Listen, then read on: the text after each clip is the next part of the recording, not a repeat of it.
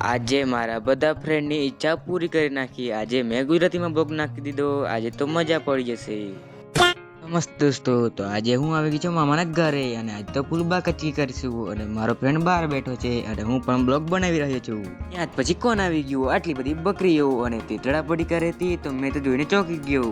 પછી હું આવતો રહ્યો ઘરે અને અહીંયા જોઈને આવ્યો તો શું ખબર પડી, અહીંયા તો પૂરણ ચાલતું હતું અને આટલું બધું કામ જોઈને હું તો ભાગવાનું વિચારતો હતો અને પપ્પા આવી ગયા અને મને રોકી લીધો. अब तू गया बेटा, अब तू गया.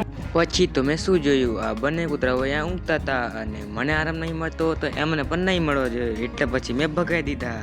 પછી હું આવતો રહ્યો અંદર મારું મોઢું જોવા. બધાને તો નહીં દેખાડી શકતો પણ પોતે જોઈ લઉં એવું વિચારી લીધું.